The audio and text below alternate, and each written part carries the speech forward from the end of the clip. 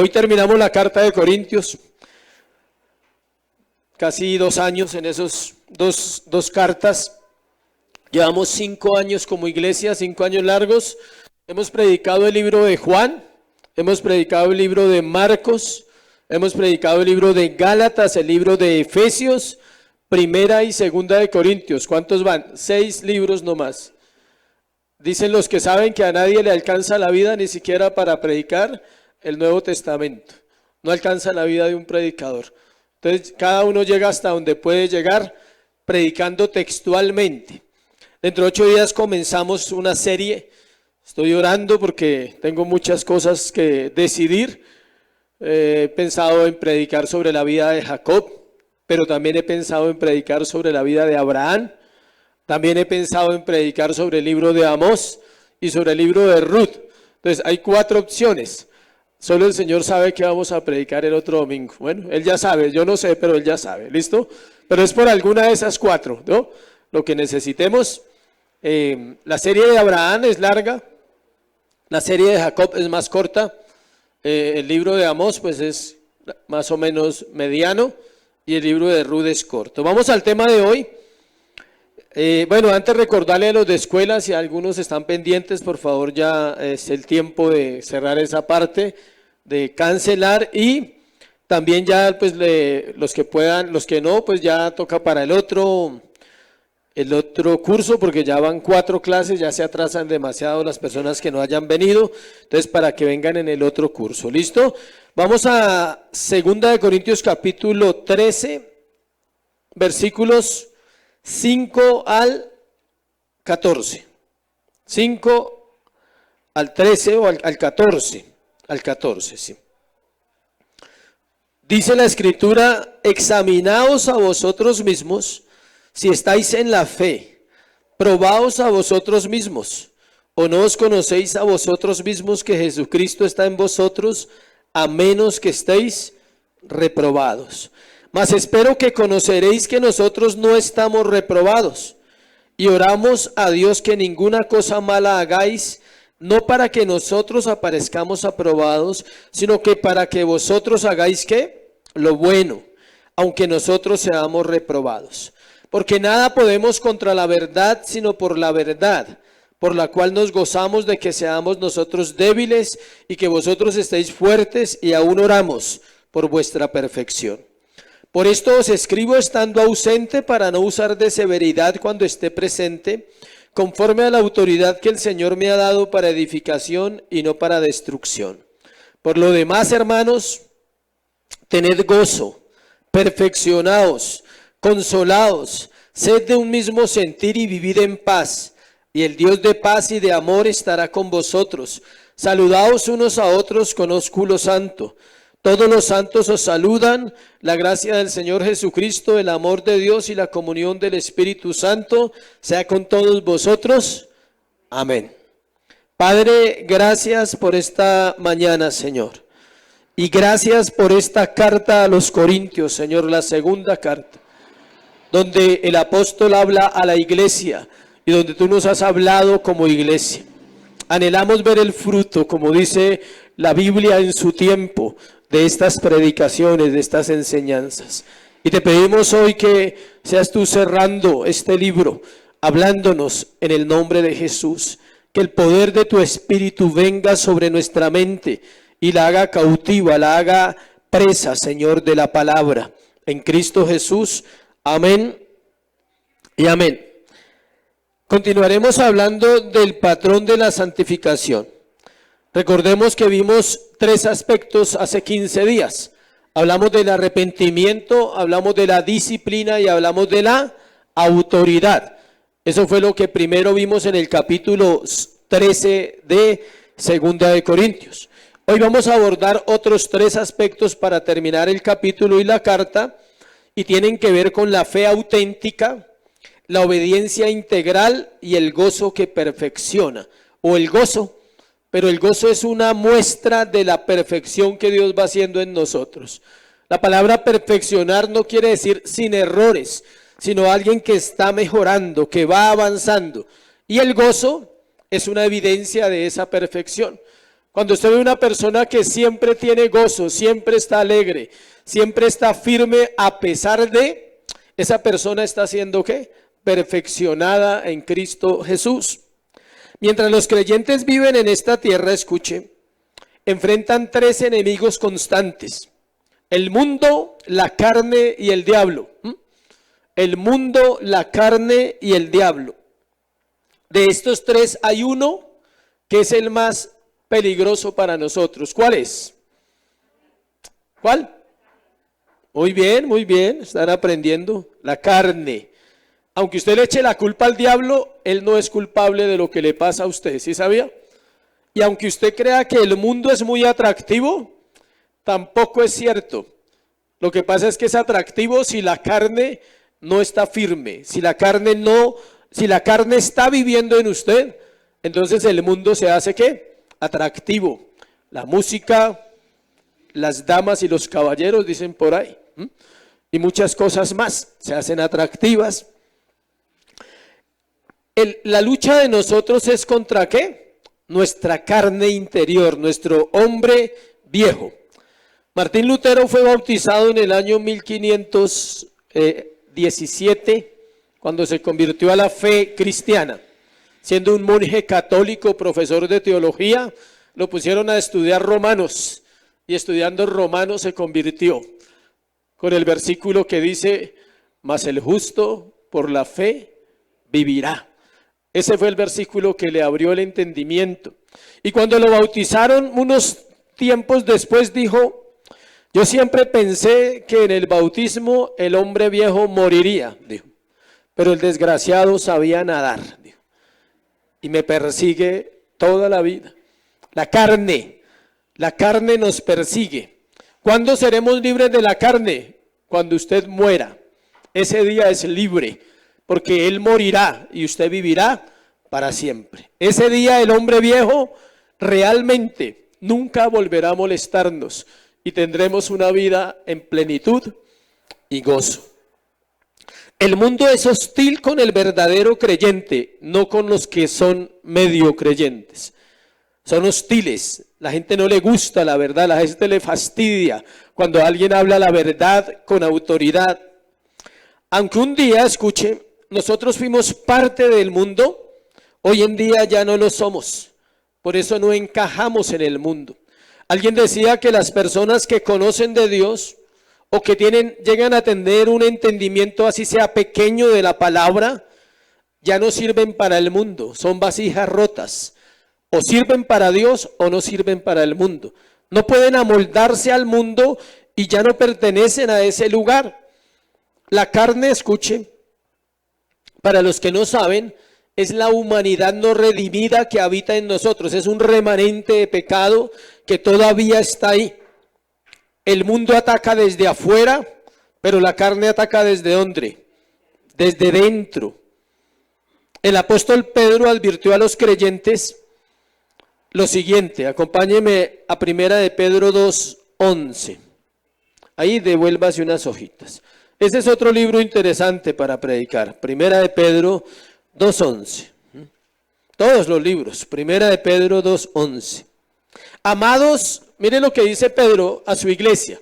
Acuérdense que Pablo era un pastor, Pedro era un pastor, Juan era un pastor. Ellos hablan ¿a qué? A iglesias. Y él dice, amados, yo os ruego como extranjeros y peregrinos que os abstengáis de los deseos carnales que batallan ¿contra qué?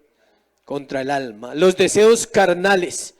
Escuche, la carne no estamos hablando aquí de adulterio y fornicación y alcohol y vicios. La carne comienza con el egoísmo, el orgullo, el no perdonar, el no amar. Eso se llama carne.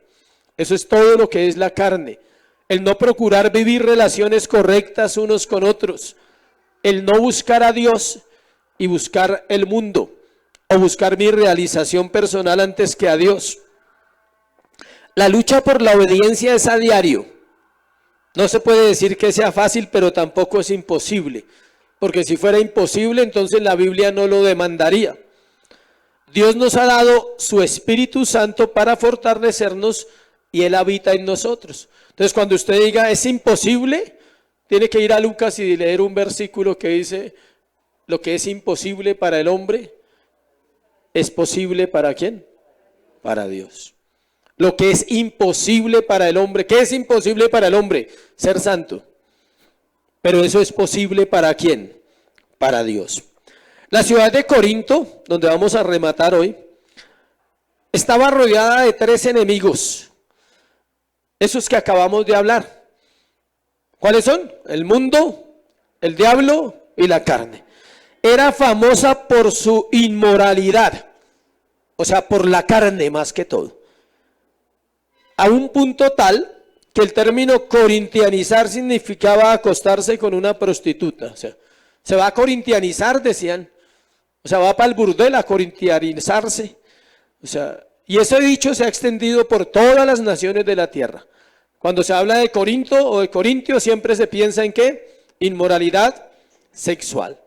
Escuche, el problema mayor no era ese, que la ciudad fuera tan pagana, tan mundana, ¿sí? El problema era que la iglesia también estaba contaminada y que le costaba obedecer. Pablo termina esta carta uniendo los versículos que vamos a ver hoy con el sermón anterior, como ya le dije. Él une el arrepentimiento, la disciplina, la autoridad, la fe auténtica, la obediencia integral y el gozo que perfecciona. Esos 6 son el patrón de la santificación.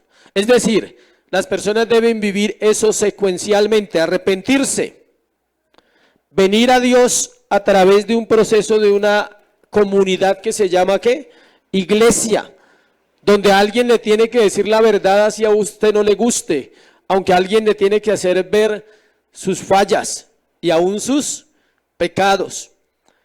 También donde hay autoridad delegada por Dios, pero también donde se vive una vida de una fe auténtica, una obediencia integral y un gozo que perfecciona. Entonces vamos a ver esos 3 hoy. Y vamos a empezar con el primero que está en el versículo 5 y versículo 6 de Segunda de Corintios. Versículo 5 y versículo 6, capítulo 13. Y el primer punto se llama el llamado a la fe auténtica. El llamado a la fe auténtica. Entonces, si hablamos de una fe auténtica, eso nos da otra frase. Que hay una fe falsa, que no es auténtica. Cuando usted habla de una fe auténtica, es porque también hay una fe que no es auténtica. Eso nos ayuda. Versículo 5, versículo 6. Examinaos a vosotros mismos si estáis en la fe. Examinaos a vosotros mismos si estáis en la fe. Probaos a vosotros mismos. ¿Sí ve lo que dice Pablo a la iglesia? Dice, examínense ustedes, pruébense ustedes. Esa es la mayor práctica que debe tener un cristiano en su vida diaria. ¿Cuál? Examinarse. ¿Sabe para qué? Para que otro no venga a señalar mi vida y mis pecados. Cuando una persona es expuesta públicamente o cuando por vergüenza cae en pecado y los demás saben, es porque él no ha hecho una tarea de ¿qué?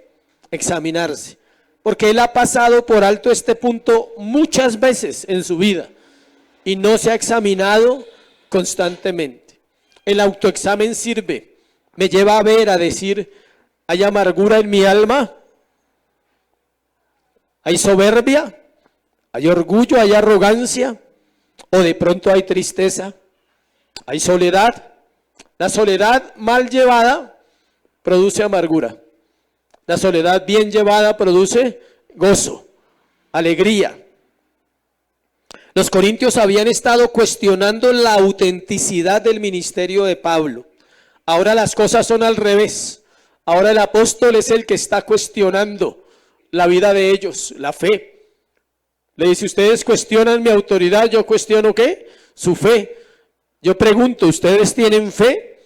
Y les dice, le lanza la máxima. Esa es una máxima en la vida cristiana. Esa deberíamos colocarla allá al frente donde usted ora. Debería colocarla en letras grandes. O como hizo un hombre de Dios hace muchos siglos. Ponía encima en el techo las palabras que quería recordar de la Escritura. Y cuando abría los ojos, lo primero que miraba era la palabra, ¿sí?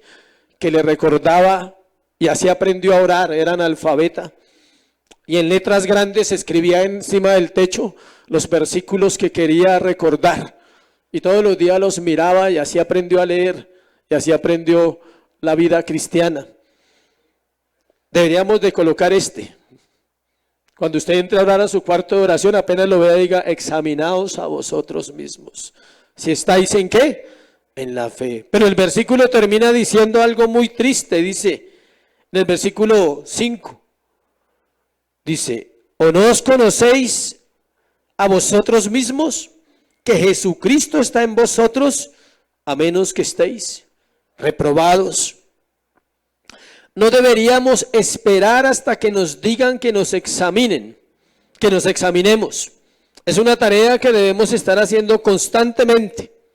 Piense por un momento cuándo fue la última vez que usted se examinó a conciencia, o sea, bajo la luz de la Escritura, bajo la luz de Dios, en sus rodillas, porque usted no se examina en la cama.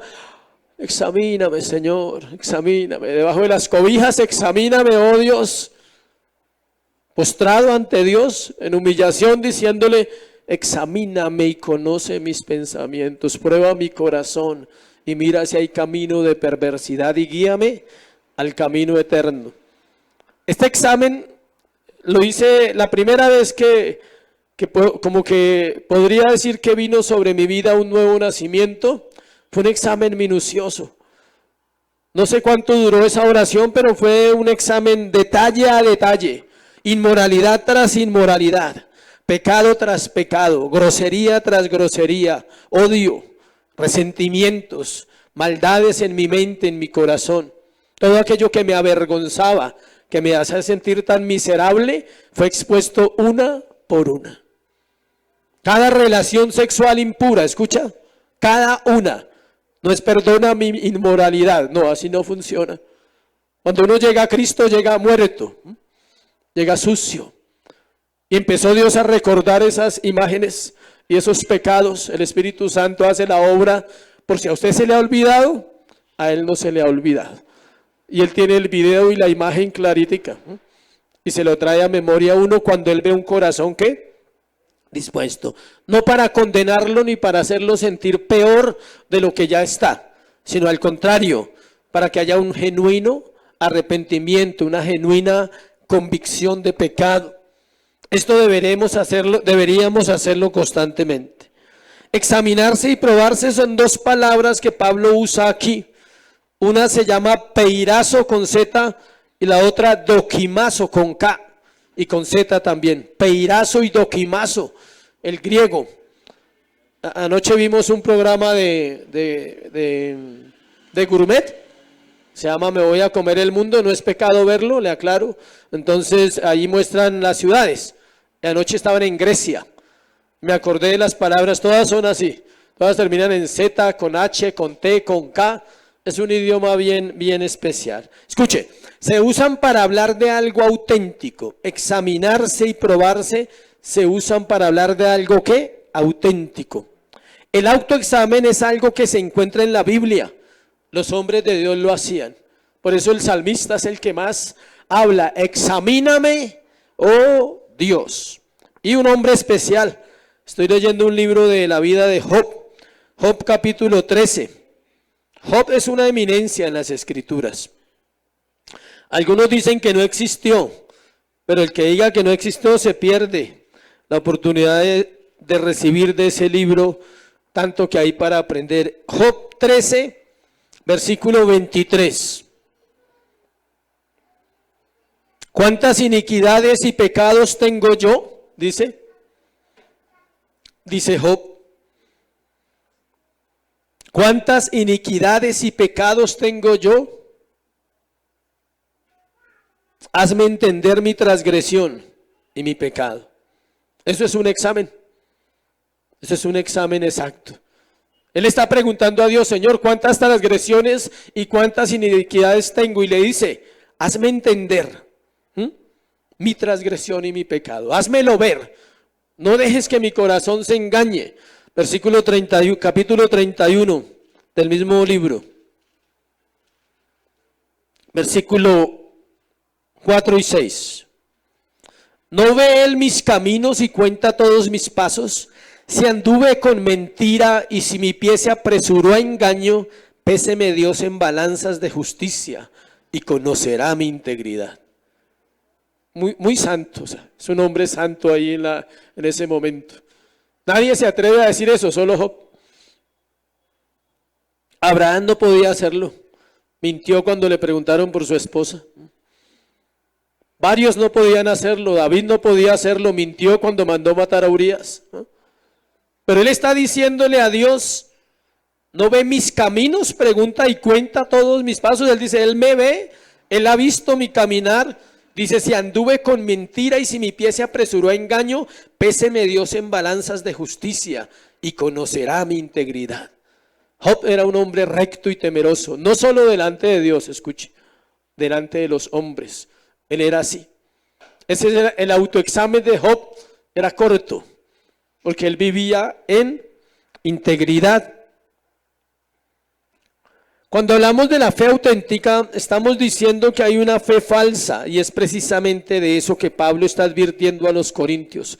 Cuando les dice que se examinen y que se prueben a sí mismos, pero luego les dice que si están en la fe, que si realmente ellos están en la fe. Hablando con personas cuando tenemos la oportunidad de compartir el evangelio, una de las preguntas que nosotros le hacemos a las personas es esa: ¿eres salvo? Y hay una pregunta que hago cuando hablo con personas que ya conocen de Dios, pues que han estado en alguna iglesia o que son, entre comillas, creyentes, o este término, para que lo guarden en su léxico, cristianizados. Es el término que tenemos en Colombia. Es una nación ¿qué?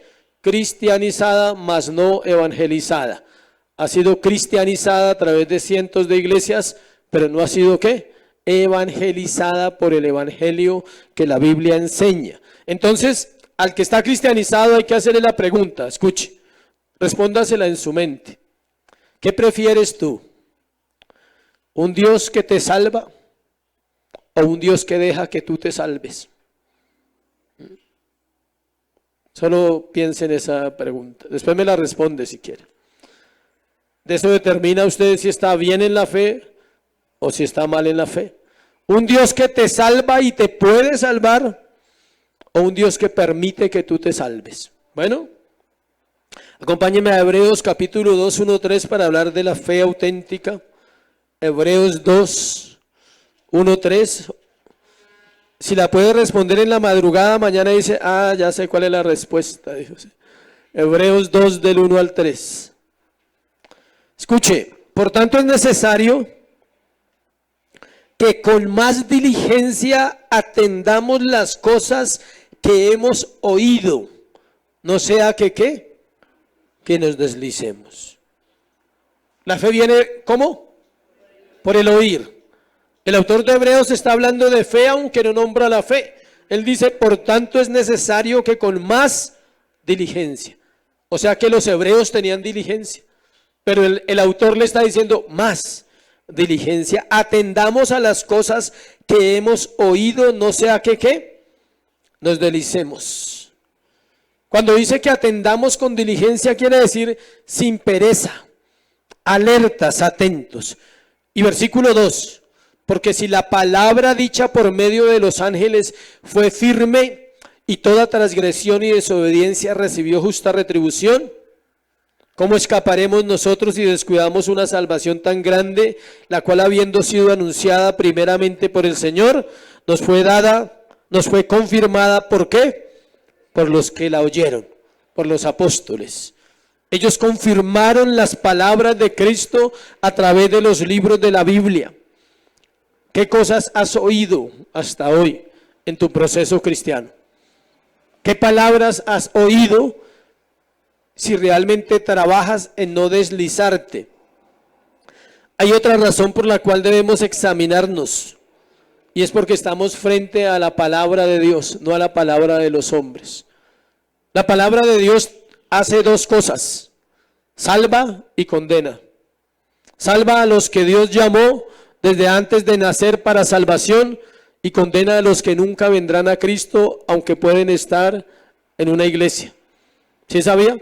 Hay personas que pueden estar toda la vida en una iglesia, pero no van a ir a la eternidad con Cristo. ¿Por qué? Porque sus vidas eran para ellos, vivían para ellos. Hay una evidencia del cristianismo, escuche, de los hombres y mujeres que nacen de nuevo, es que hay una vida nueva en ellos. Y pueden decir lo que dijo Pablo: ya no vivo yo, ahora vive Cristo en mí. Lo que vivo en la carne, él dice, o sea, en su cuerpo carnal, dice, lo vivo en la fe del Hijo de Dios, el cual me amó y se entregó a sí mismo por mí. Gálatas 2:20. Es diferente a aquellos que no conocen, ¿sí ve? Hebreos es un libro de exhortación para la iglesia, para los que ya conocen. Es diferente los que no conocen. ¿Por qué? Porque ellos están muertos sin Cristo. La pregunta es para los que estamos vivos en Cristo, si vivimos igual a antes, si estamos en la fe o estamos reprobados. Esa es la pregunta para la iglesia que está en Cristo. El versículo 3 de Hebreos dice: ¿cómo escaparemos nosotros si descuidamos una salvación tan grande? O sea, ¿cómo escaparemos? ¿A dónde iremos? No hay escapatoria. El libro de Hebreos, en capítulo 4, versículo 2 dice: porque también nosotros se nos ha anunciado una buena nueva, como a ellos. ¿Sí me pone los dos grupos? Pero no les aprovechó el oír la palabra, por no ir acompañada de fe en los que la oyeron. Hay dos tipos de oyentes en la iglesia: unos que oyen con fe, no con emociones, no con obras, sino una fe genuina interna que dice: yo creo en la palabra, yo creo que hay un juicio eterno, yo creo que Dios es real, yo creo que lo que dice la Biblia es verdad, aunque a mí me cueste vivirlo. Creo que lo que dice la Escritura es más real de lo que yo alcanzo a entender, y estoy sujeto a esa verdad. Y diariamente batalla, casi que sufre, dice: qué difícil agradarte, mi Señor. Qué difícil poder llegar a tu corazón sabiendo que soy un pecador. Y viene la gracia. Ahí viene la gracia cuando dice que por gracia es que somos salvos y no por las obras. Encontramos, el autor le recordó a la audiencia judía, el autor de Hebreos, él escribe directamente a los judíos, Pablo le escribe a los gentiles en Corintios, uno de los sucesos más trágicos de su historia. Él cita el Salmo 95 que describe la incredulidad y la rebelión de Israel en el desierto después de haber sido liberado de Egipto. El libro de Hebreos narra todo eso. Él dice cómo ellos se endurecieron. Y es cuando viene el famoso versículo: si oyeres hoy su voz, no endurezcáis vuestros corazones como ellos que estuvieron ¿dónde? En el desierto, bajo la nube, bajo la gloria de Dios, la nube de día, la columna de fuego de noche, y al otro día murmuraban: no hay comida, nos vamos a morir de hambre, no tenemos maná, no tenemos carne. Les dio carne hasta los tobillos, hasta las rodillas. Dice que eran 2 codos, 90 centímetros del piso arriba. O sea, para que se hastiaran. Dice que le salía por las narices, o sea. Dijo: ¿ustedes no creen que yo soy Dios? Dios también es sarcástico cuando quiere. Le da a la gente lo que quiere. ¿Qué quiere? ¿Comida? Coma, ¿sí? ¿Quiere perderse? Piérdase. ¿Quiere salvarse? Venga a mí y hallará salvación. Arrepentidos y creed en el Evangelio, dice la Escritura. Dios es bueno y Él sabe lo que hace. Y a veces nos da aquello que le pedimos con tanto deseo, aunque no hablamos. ¿Escuchó? Hay cosas que su corazón y mi corazón piden sin palabras. Y Dios conoce el corazón.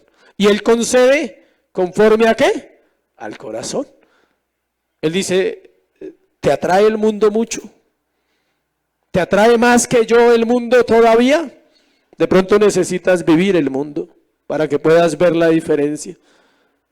Y Él sabe por dentro el que sufre porque no quiere volver al mundo. porque no quiere caer, porque no quiere pecar, porque su batalla no es porque sea mejor que los demás, sino porque su batalla es porque ama a su Señor y es tan imperfecto que todos los días sufre con eso. Y él dice, me amas en lo profundo. Vuelvo y le digo, no se dice. Hoy leí los proverbios, impresionante. Hoy Dios me ministró a través de los proverbios. Hay días que un solo verso me quebranta mi corazón. Los proverbios, perdón, Eclesiastés, el libro de Eclesiastés, tremendo. Es un libro tan poderoso, tan sabio. Lo voy a parafrasear, no lo tengo acá, una parte donde dice que cuando estés delante de Dios, procura hablar poco. Quédate callado, porque tus palabras casi siempre son, ¿qué? Necias. Se lo estoy parafraseando. Y es así. A veces queremos sorprender a Dios con una cantidad de cosas que Él ya sabe. Pero ¿qué es más importante? ¿Que yo le hable a Dios o que Dios me ministre? Que Dios me ministre. Que tal vez no tenga nada que decirle por la vergüenza tan terrible que tengo, de que todos los días tengo que reconocer que soy un pecador. Y tengo que acercarme a Él y decirle, una vez más estoy aquí. Y tú ya sabes cómo es mi corazón, un pecador que necesita de ti. Y quizás en esa gracia, como hablaba ahora con algunos, esa misericordia nueva aparezca. Esa misericordia que usted necesita hoy. ¿Sí sabía? Usted y yo necesitamos una misericordia hoy. Pero la buena noticia es que está disponible, porque su misericordia es eterna. Y el profeta Jeremías dijo, nuevas son sus misericordias cada mes, cada mañana. Cada mañana son nuevas sus misericordias. Algunas personas cuando empiezan parecen verdaderos creyentes. Al pasar los años sus actos dicen poco de su fe.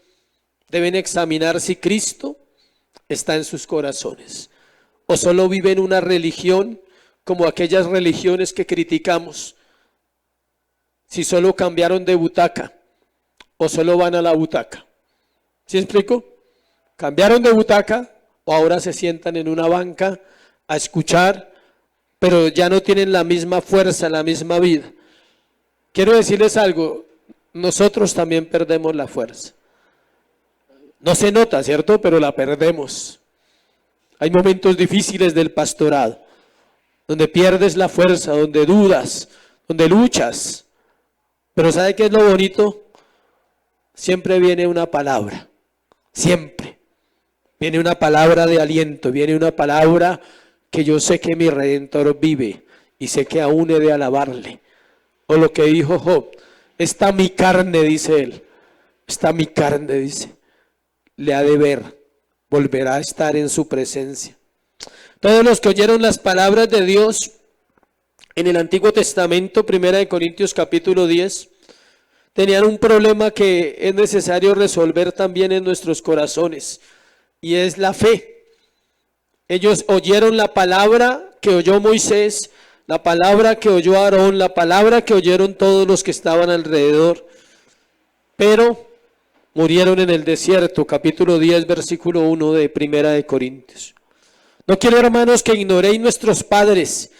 Todos estuvieron bajo la nube, todos pasaron el mar. Bautismo, pasando el mar. Estuvieron bajo las aguas.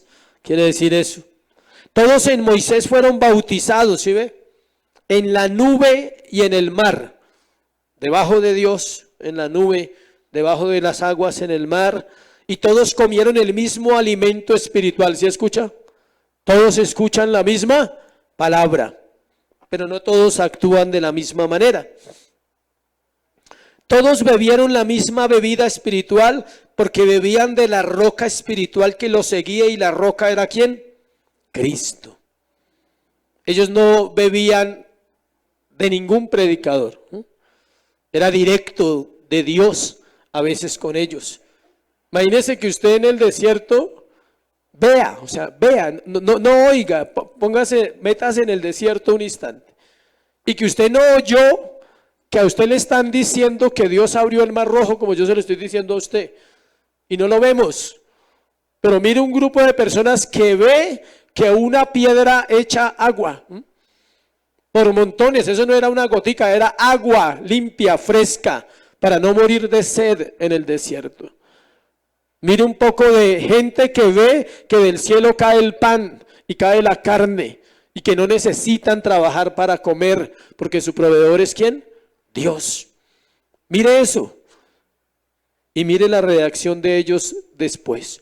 Ve, hay versículos tan seguidos que dice que Dios hizo el milagro y dice, y murmuraron contra Jehová y olvidaron la palabra.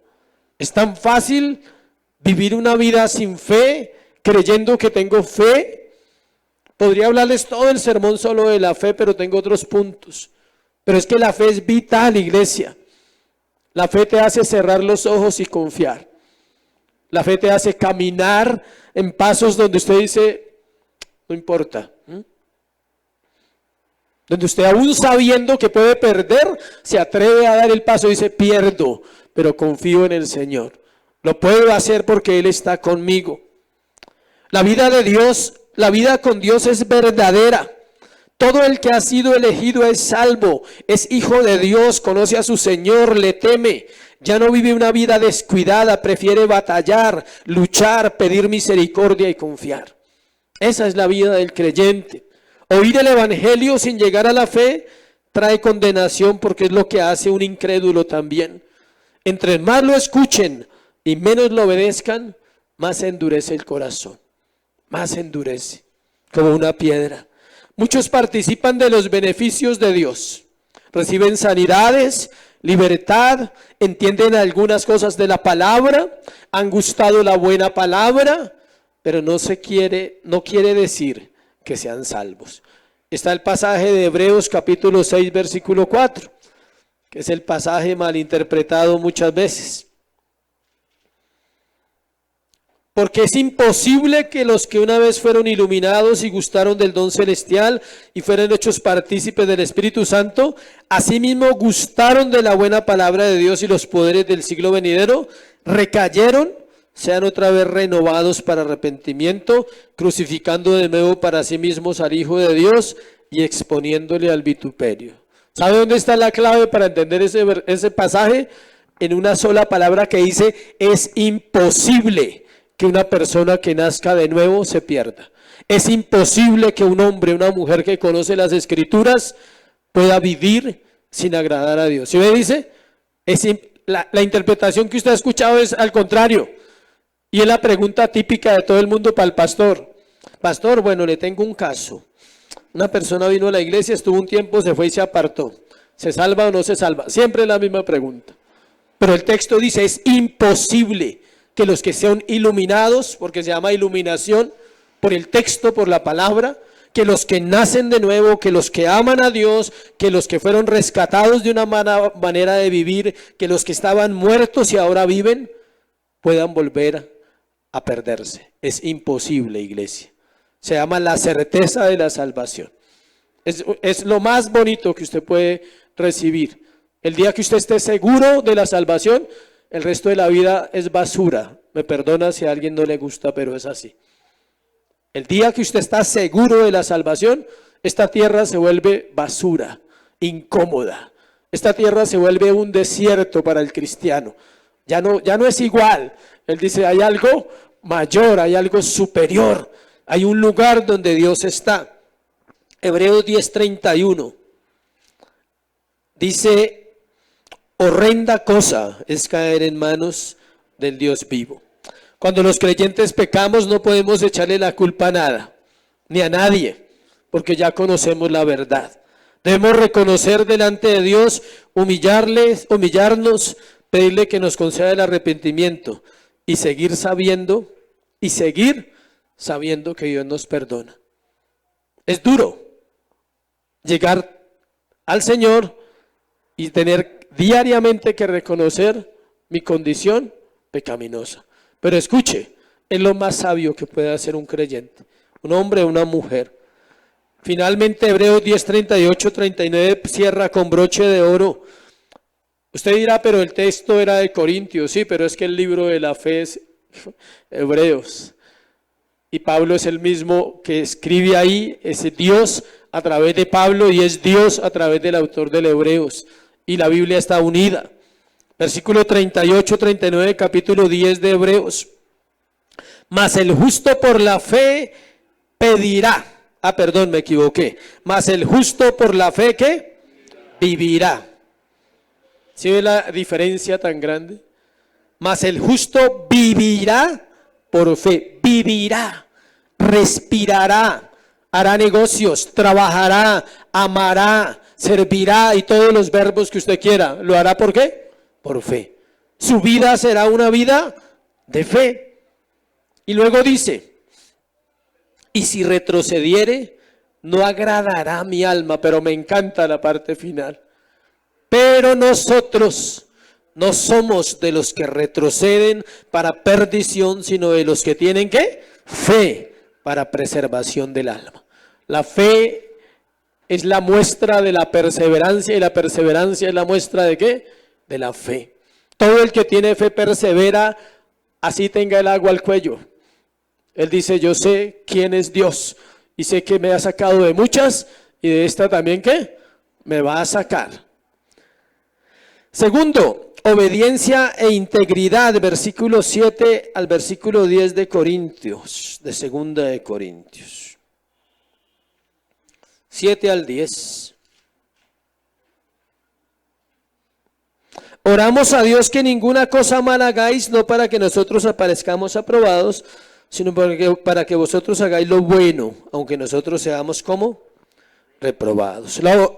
Pablo dice, se lo resumo, Pablo dice, nosotros oramos que aún nosotros seamos hasta peores de ustedes, pero que ustedes estén súper, que ustedes estén firmes, que ustedes estén caminando en la fe.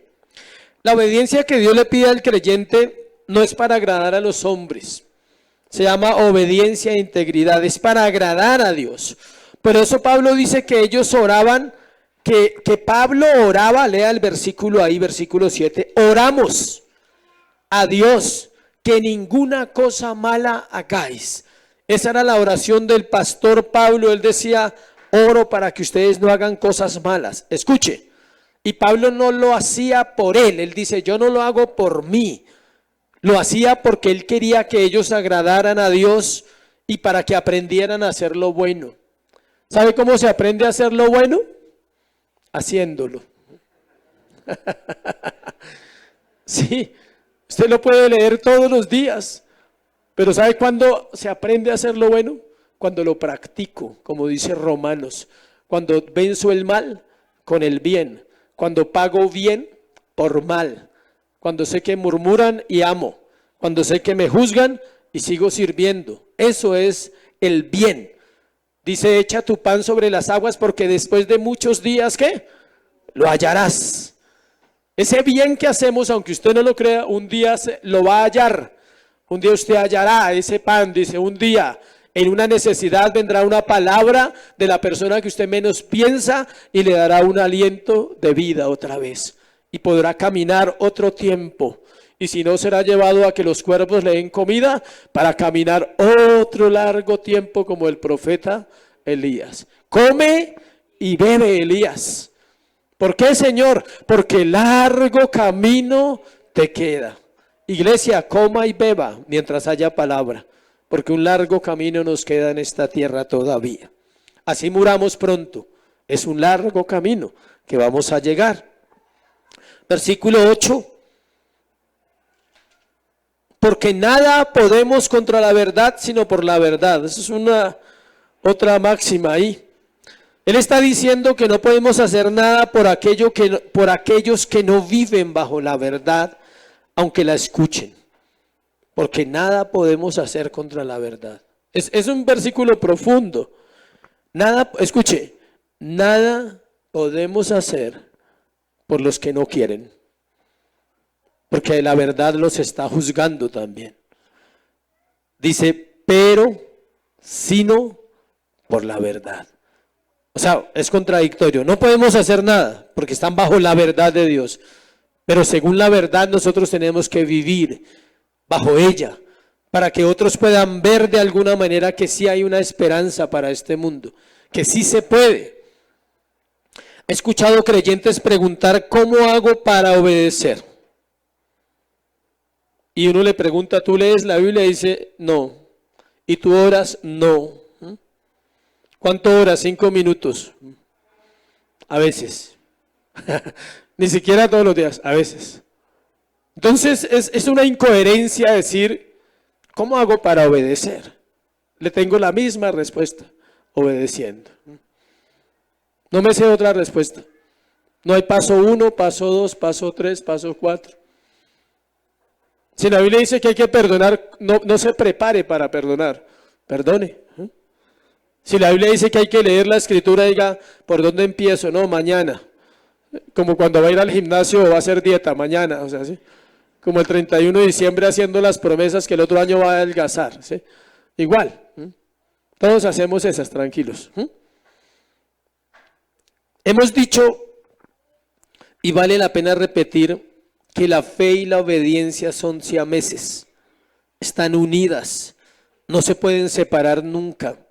La fe me lleva a la obediencia muestra que soy una persona de fe, porque hago lo que la Biblia dice, porque creo y confío lo que Dios ha dicho, y sé que su palabra es verdad y permanece para siempre.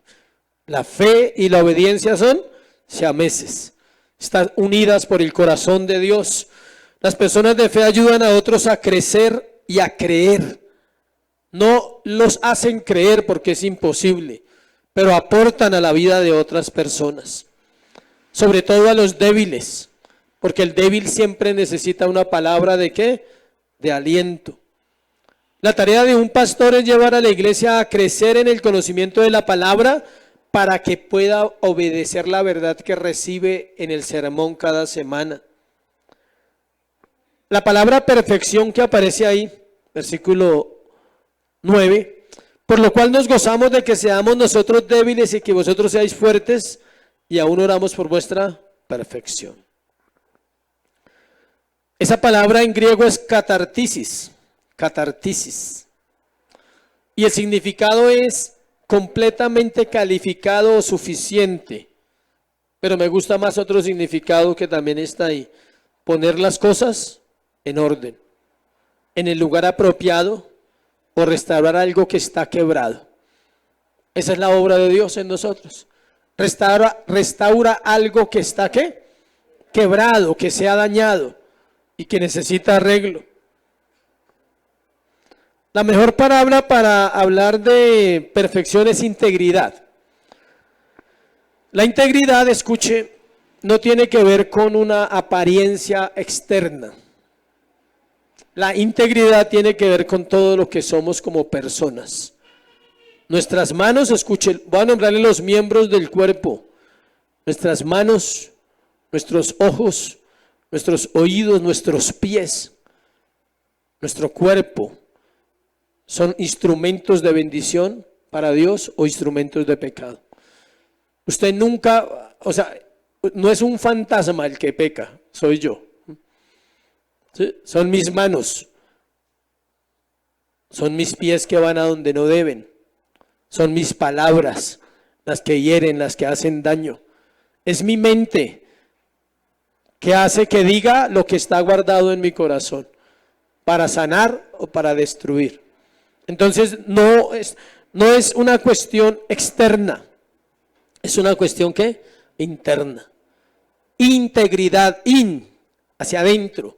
Integridad, ¿sí? Algo que está dentro de mi vida, algo que se refleja en mis acciones, en cómo veo la vida, en cómo veo ciertas cosas que las puedo hacer, pero tengo que aprender a verlas de la manera correcta. Cómo hago la diversión en mi vida, por ejemplo. ¿Deben los creyentes divertirse? Obvio. ¿Deben los creyentes disfrutar cosas en la vida? Sí, pero siempre recordando esa vida interior, diciendo lo que dijo Pablo, en el hombre interior me deleito en ti, pero veo otra ley ¿en dónde? En mis miembros, que me lleva cautivo al pecado, y termina la frase espectacular, miserable de mí, ¿quién me librará de este cuerpo de muerte? Y cierra, pero gracias a Dios sean dadas por Jesucristo nuestro Señor. Romanos 8, Romanos 7, los últimos versículos. Gracias sean dadas ¿a quién? A Dios. ¿Por quién? Por Cristo. Cuando hablamos con personas nuevas, uno quisiera meterles a Cristo. O sea, uno quisiera que Cristo se quedara ahí. Porque uno quisiera abrirle el cerebro a alguien y decirle, venga, le abro y le meto a Cristo para que nunca vuelva a ser igual. Pero no podemos. Es una obra tan especial del Señor que Él hace, pero es apasionante. A mí me apasiona, a mi esposa le apasiona hablar con gente nueva cuando uno los evangeliza. La primera vez esas preguntas, ¿qué tengo que hacer para ser salvo? Sí, es una pregunta espectacular. O sea que Dios eligió a unos y a otros no, pero lo dicen en la inocencia. Todavía no están manchados de religión. Todavía no están manchados de una teología propia que a veces construimos, de unos conceptos predispuestos que hay en el corazón de los que vamos avanzando. Por eso es necesario examinarse. Versículo 10, por esto te escribo estando ausente, para no usar de severidad cuando esté presente conforme a la autoridad que el Señor me ha dado, para edificación y no para destrucción. Otra vez recuerda algo que ya hablamos, no lo voy a tocar, el principio de autoridad que vimos hace 15 días. Aunque la carta no lo dice, para cerrar este punto, el apóstol sí fue la tercera vez. ¿Se acuerdan que hemos leído varios versículos? Estoy por tercera vez a ir, voy a ir por tercera. Él está anunciando y bíblicamente o buscando los estudios, sí fue. En el libro de Hechos 20, miremos eso. Es interesante saber que Pablo sí fue la tercera vez. Hechos 20, versículo 2 y 3. Después de que recorrer aquellas regiones y de exhortarles con abundancia de palabras, llegó a Grecia. Y después de haber estado allí 3 meses y siéndole puestas acechanzas por los judíos para cuando se embarcase para Siria, tomó la decisión de ir, ¿de qué? De volver por Macedonia. ¿Se acuerdan que vimos varios pasajes que él estaba allá, se fue para Macedonia? Pero esto sucede después. Él vuelve a Corinto la tercera vez. Es la iglesia que más visitó, es la iglesia que más amaba, es la iglesia que más lucha le causó. Pero ese es el ministerio. Tercero y último, el gozo fruto de la santificación. El gozo fruto de la santificación, o si usted quiere tomar ahí en paréntesis, muestra de la perfección. Hablando que perfección no es no cometer errores, ¿no? Sino que va siendo gradualmente llevado a desarrollar un carácter cristiano, un carácter para Dios. El gozo fruto de la santificación. Volvamos al principio del sermón para cerrar el sermón. Es una norma que a veces hay que aplicar en los sermones. Volvamos al principio del sermón para cerrar el sermón. Y es la batalla constante que tiene el creyente con el mundo. ¿Cuál otro? El diablo y la carne. El gozo es una fortaleza y es un regalo precioso que Dios le da al creyente. El gozo no da lugar al descontento, el gozo no da lugar a la tristeza, el gozo no da lugar a nada que esté en contra de tu Señor. Porque el gozo de Jehová es ¿qué? Mi fortaleza. Yo aprendí la lección del gozo dolorosamente. Yo tuve que aprender la lección del gozo con una caída, cayendo en pecado y siendo disciplinado hace muchos años. 29 de diciembre de hace muchos años estaba mal. Y en esa época me daba duro, o sea, por todas las tradiciones y mañas que uno trae del mundo. Eran como las 10 de la noche y en mi mente dije, voy a salir a dar una vuelta un 29 de diciembre, un fin de semana.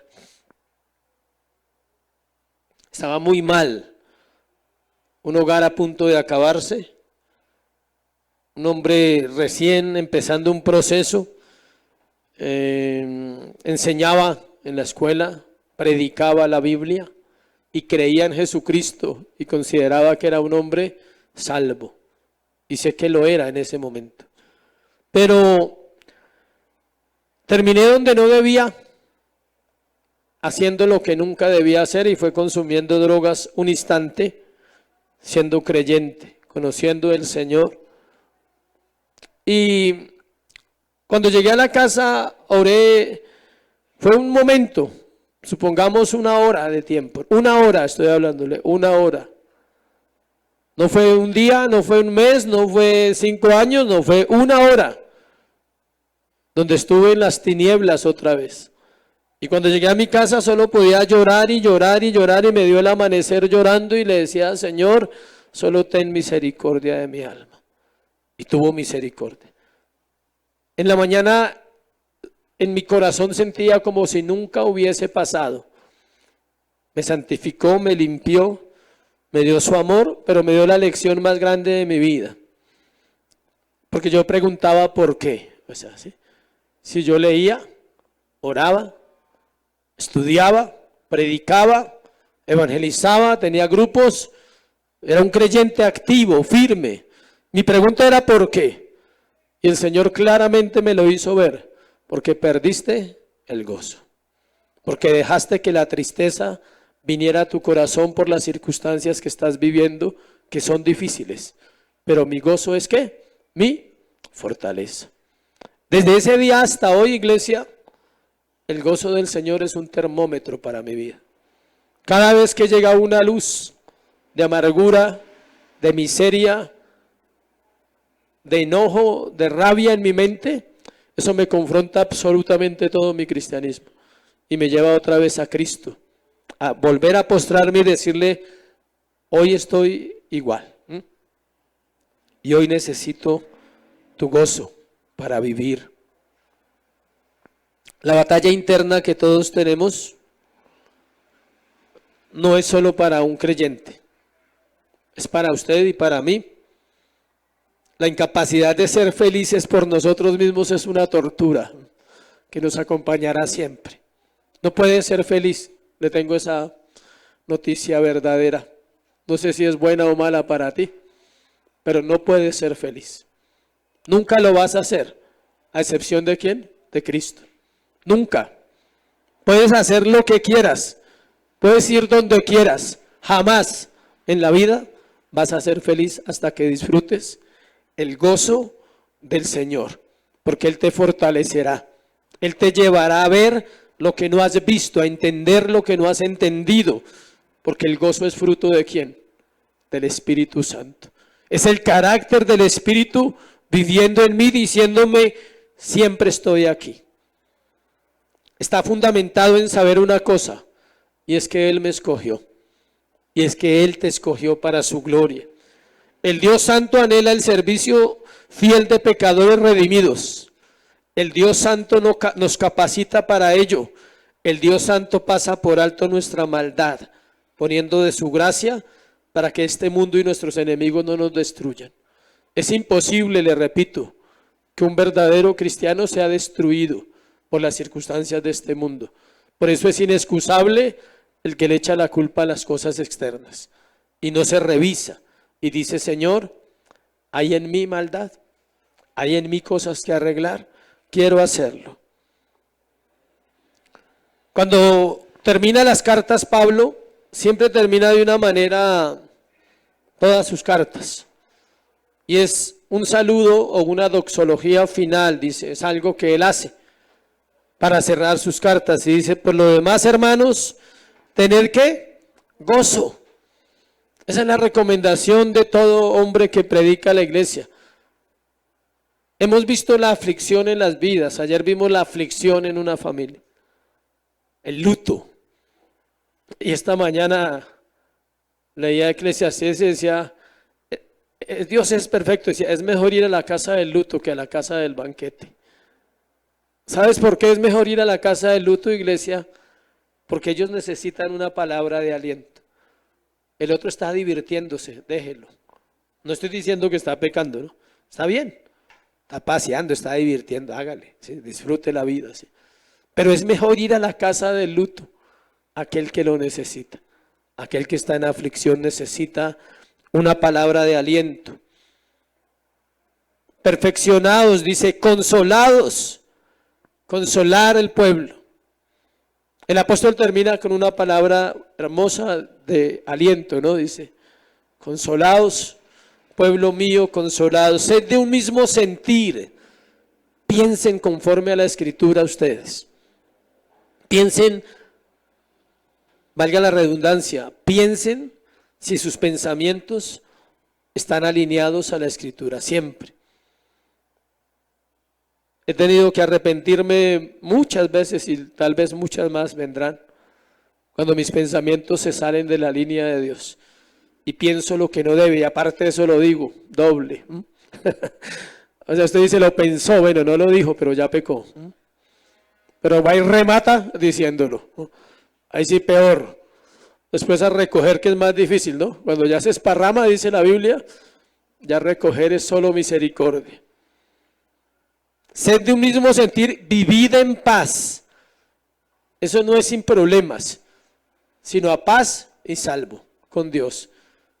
He confesado mi pecado, estoy listo para partir. Lo que dijo Job, he vivido en integridad. Saludaos unos, dice, y el Dios de paz y de amor estará con vosotros. Saludaos unos a otros con ósculo santo. Es sencillo, es un beso en la mejilla, era eso, para que no se vaya a complicar doctrinalmente ni teológicamente. Era un beso. La iglesia se saludaba de beso, los hermanos. No era mal visto, era algo santo, era un amor, era algo fraterno. Todos los santos os saludan, dice Pablo, todos, dice todos los santos. ¿Cuáles? Los de Tesalónica, Filipos, Colosas, dice todos los están saludando, dice, él iba ya feliz. Venía en su tercer visita, él termina su carta, dice, todos les mandan saludes. Todos los sitios donde he ido he hablado de ustedes, que son una iglesia súper especial, dice. Súper bendecidos los corintios. Entonces, todo el mundo los conoce ya en Asia. Él hablaba de su iglesia amada. La gracia del Señor Jesucristo, el amor de Dios y la comunión del Espíritu Santo sea con todos vosotros. Amén. Póngase sobre sus pies y vamos ahora. Quédese con ese versículo 14. La gracia del Señor Jesucristo, el amor de Dios y la comunión del Espíritu Santo sean con todos vosotros. Amén. Nuestro buen Dios, queremos darte gracias en esta hora, Señor. Padre, queremos orar creyendo en la palabra, creyendo en la verdad que está escrita, Dios, y que permanece para siempre. En esa verdad que dice, buscadme y vivirá vuestra alma. Buscadme y se alegrará vuestro corazón. Esa palabra que dice que tú eres fiel y firme, que tú no te arrepientes, Dios, que tú no cambias de parecer. Hoy santifica a la iglesia. Hoy cierra esta carta, Señor, como algo especial en nuestro corazón, diciendo, somos una iglesia necesitada. Necesitamos de ti en esta mañana, Señor.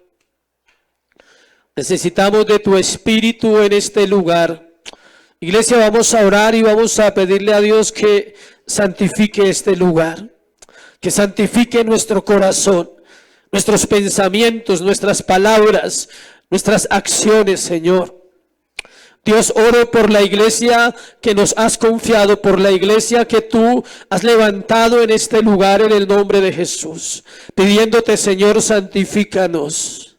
Ten misericordia de nosotros hoy. Borra nuestras rebeliones, borra nuestros pecados. No nos tomes en cuenta nuestra ignorancia y aquello que no hacemos porque pecamos, Dios, diariamente. Límpianos hoy con tu preciosa sangre. Tu palabra dice, Señor, que tú llevaste en la cruz del Calvario nuestros pecados y nos diste libertad para adorarte. Quita la tristeza, Señor. Oro por mis hermanos, Dios, que han perdido el gozo, que han perdido la alegría, que han dejado de mostrar a Cristo, Señor. Oro por los que están atribulados o aquellos que el mundo les está cobrando ventaja, Dios. que han abandonado la palabra, que han abandonado la oración, Señor, que han abandonado a Cristo. Por eso dices, examinaos, iglesia, si estáis en la fe. Examinaos a vosotros mismos si Cristo está en vosotros o si estáis reprobados. Examínanos, oh Dios, hoy. Conócenos hoy, Señor, nuestro profundo corazón. Un corazón engañoso que es incapaz de reconocer la maldad. Un corazón que lucha por desobedecer en vez de luchar por obedecer. Mas la gracia de Cristo está aquí siempre. Mas tú eres real hoy en nuestro corazón. Hoy nos aferramos como se aferraban los hombres de la Biblia, Señor, a los cuernos del altar y decían, Señor, ten misericordia. Ten misericordia de tu pueblo, Dios. Ten misericordia de esta iglesia y de la iglesia en las naciones de la tierra. Vuelve tu rostro, Dios. Anhelamos ser salvos de toda maldad, no solo eternamente, Señor, sino ser salvos de esta perversa generación. De una generación que mata a sus hijos, Dios. De una generación que llama a lo malo bueno y a lo bueno malo. De una generación que proclama la guerra y la maldad, Señor, y que no ama a su prójimo. Una generación a la cual le preguntarás, ¿dónde está tu hermano? ¿Dónde está tu prójimo? ¿Qué hiciste con el prójimo mientras viviste? Ayúdanos, Dios. Gracias por esta carta preciosa, Dios, para la iglesia. Gracias porque hoy podemos saber que nos llamaste desde antes del mundo existir como iglesia y como creyentes. Oramos que podamos seguir formándonos bíblicamente, poniendo en orden lo que tú has establecido para una iglesia bíblica. Gracias por guiarnos hasta hoy y gracias por este día, Señor, en Cristo Jesús. Amén. Ya me daré un aplauso al Señor.